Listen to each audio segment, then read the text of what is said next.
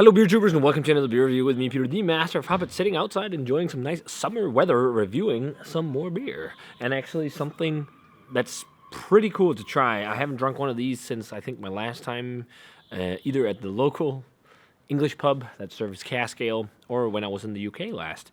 It's kind of like a beer style we're checking out today that not many people know of. I've even seen people comment on the check-in for this, like, what is this, a watery brown ale? Well, guys, today we're checking out a mild ale. So this one is actually not from the UK, it's from America. It's from Alvarado Street, and this is their Moderation Dave.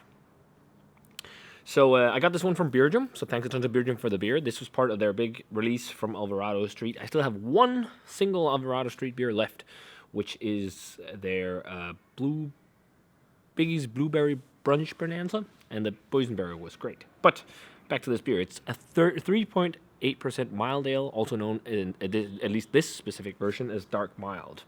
I'll just show you guys the beer quickly, and then we can talk about the style. But you see it here. It looks great.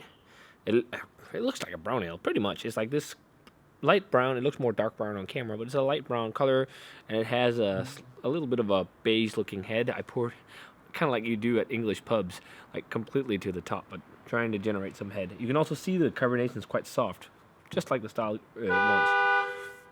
Oops, someone's not behaving right on the roads. But no, so this here is, I saw some people saying, oh, what is this, a watery brown ale, whatever. So the thing is, mild ale is one of these historic styles from England that's had a hard time. So originally, back in I think it's like the 17th century, this kind of started coming up when the British, on the British beer market. It's kind of like the same thing as stout. Stout was originally used as a word to describe strong beer. Well, mild was used as a term to describe mild beers and merged into a beer style. So originally, you'd have like mild porter, mild pale ale, stuff like that. What it kind of morphed into was this darker brown beer style known as a mild ale or a dark mild. It became very popular, especially in the 60s. Like in the 60s, most of the beer that was drunk in pubs in America, or in the UK, in England, was mild ale. And it was really popular with coal miners in Wales.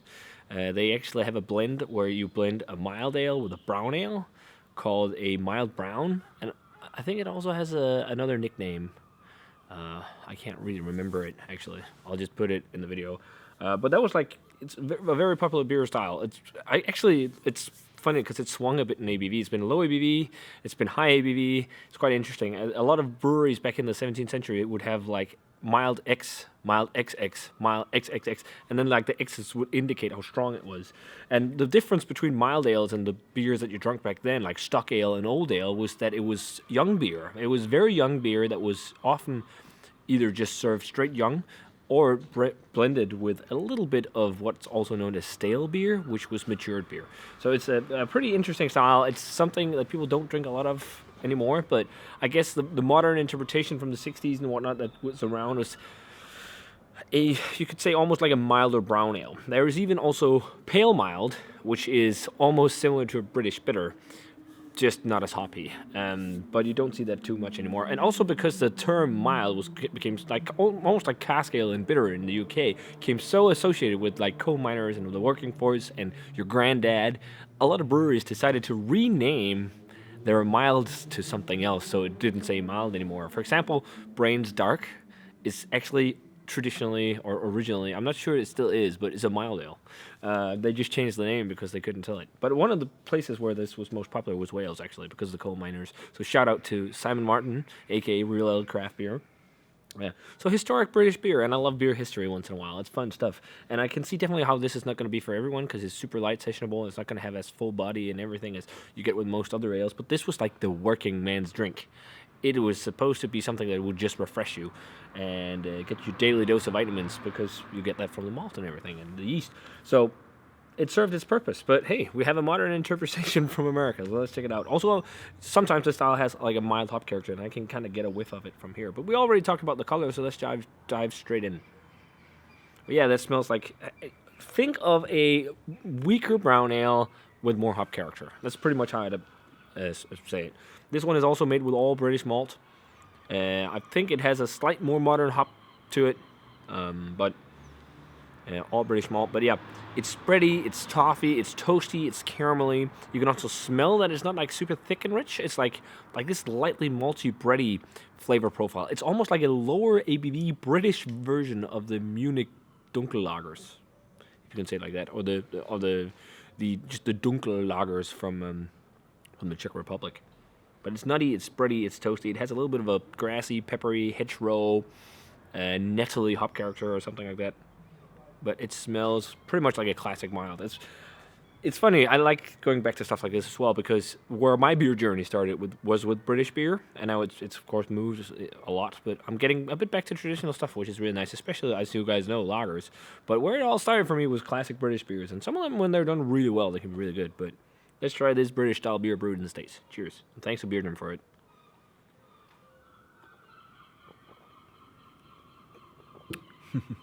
I can definitely see why a lot of people are like, what is this? Why would I drink this?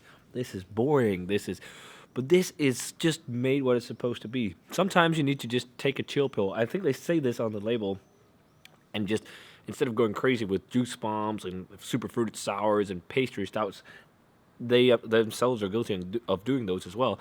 But as they say, it's just nice to get back to something like this, and I completely agree. A beer that tastes like nice malty beer.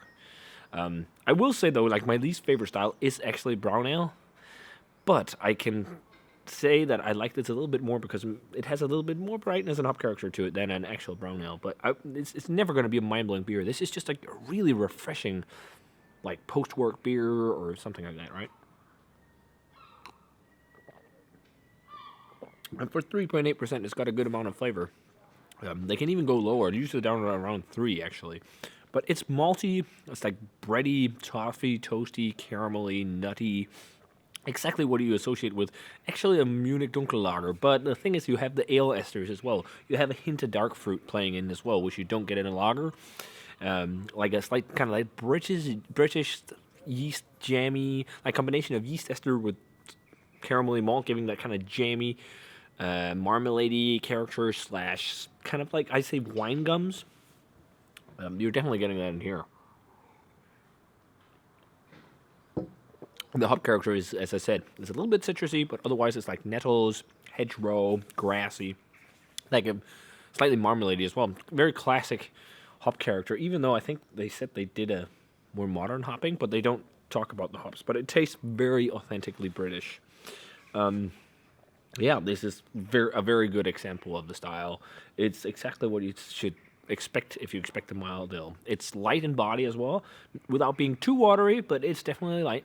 And it's slightly dull on the carbonation side. But this is what it's supposed to be. This is what the historic style is. And then we can talk about flavor subjectivity and some people thinking it's boring. And, well, if you think that's boring, that's how it is. But I really think a beer like this still serves its place. And I think it will be a shame if styles like this die out. I'm so glad that campaigns, even though camera is an outdated thing, I'm glad that they've helped keep this stuff alive. I think they even have a month in the UK dedicated to mild ale right now. But yeah, it's historic beer stuff. I dig it. It's fun because there's a lot of extinct styles and whatnot. It's fun to look into, and it's fun when breweries try to recreate them. But yeah, this is a pretty damn decent pint of mild, dark mild.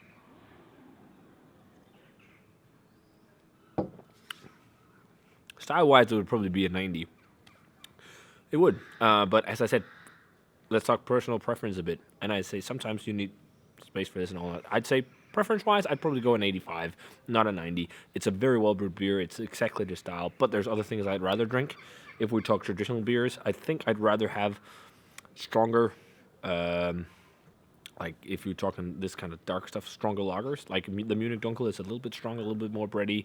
Maybe even some darker Dunkler Bucks or something like that. They're a little bit more clean. They don't have the same yeast profile, but yeah, still a nice beer. That's definitely, I'd say it's worth checking out. If you've never had a mild ale, this is a good example to get right now because it's something you don't, like breweries don't make this anymore because people want haze, people want pastry, all this stuff. But I love it when we still see something like this once in a while. So this was a little rant about traditional stuff and a bit about style, which I hope you enjoy, or enjoyed. That was fun to do. So, yeah, if you guys had a chance to try Moderation Dave from Alvarado Street, let me know what you thought of it. If you haven't had it, you can probably still get it on Beardrum. It amazes me how long they've been on their web shop, because Alvarado Street is making great beer out there in California. So, as always, guys, remember to comment, subscribe, check out the Facebook fan page and Twitter and Instagram, and give this video a thumbs up if you enjoyed it. And I'm going to say cheers. See you guys in another beer review.